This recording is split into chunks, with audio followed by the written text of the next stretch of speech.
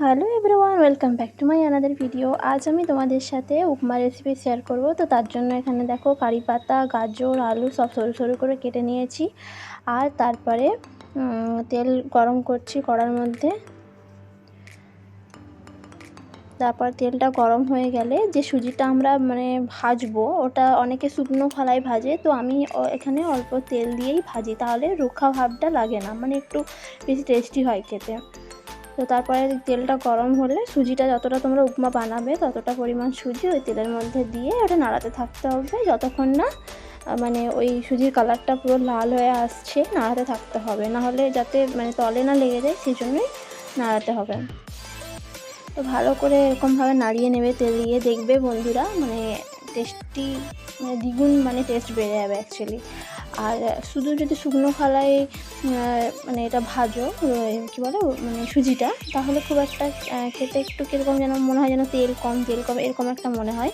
But যদি এরকম তোমরা তেল দিয়ে কড়াই তারপরে সুজিটা দিয়ে তারপর লাল করে ভেজে নাও, তাহলে খুবই ভালো খেতে হয়। তো এটা অ্যাকচুয়ালি আমার মায়ের রান্না। তো মায়ের কিছুগুলো রান্না আমি ভিডিও করে রেখেছিলাম, তারপরে সেটাই তোমাদের সাথে শেয়ার করছি। তো দেখো লাল লাল করে ভাজা হয়ে গেছে, তারপরে কড়ার থেকে নামিয়ে নিচ্ছে সুজিটা। তো তোমরাও এরকমভাবেই করবে, দেখবে খুব ভালো হয়েছে খেতে। তারপরে কড়ার মধ্যে তেল গরম করে নিতে হবে। এখানে আমরা সরষের তেলেই ব্যবহার করেছি, অনেকে রিফাইন দিয়েও করে, বাট সরষের তেলে আমার মনে হয় বেশি টেস্টি হয়।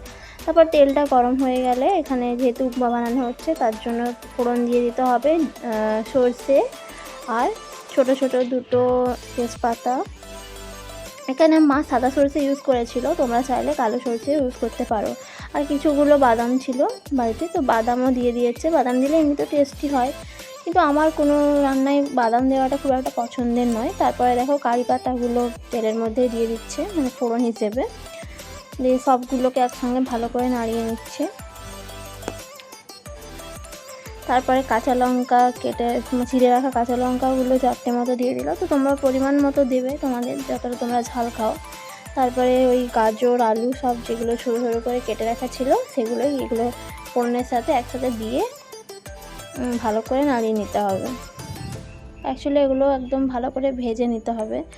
তো দেখো তারপরে এগুলো সব দেওয়া হয়ে গেছে, এরপর পরিমাণ মতো নুন দিয়ে দিচ্ছে।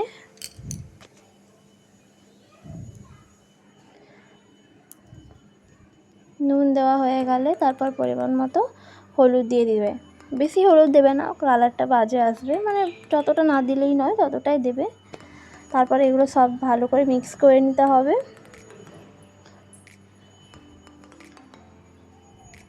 মিডিয়াম আছে এগুলোকে ভেজে নিতে হবে কিন্তু।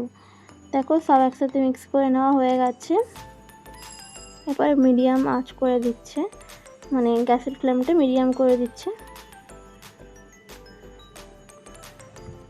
আর কারি পাতার গন্ধ সত্যি অসাধারণ লাগে যখন এরকমভাবে হয়। তো ভালো করে দেখো ভাজা হয়ে গেছে, ঢাকা দিয়ে ভাজছিলাম অনেকটাই। ভাজা হওয়ার পরে জল দিয়ে দিল পরিমাণ মতো, যাতে এগুলো ভালো করে সিদ্ধ হয়ে যায়। তারপর একটা ঢাকা দিয়ে দেবে, আর ফ্লেমটা গ্যাসের একদম মিডিয়াম করে রেখে দেবে।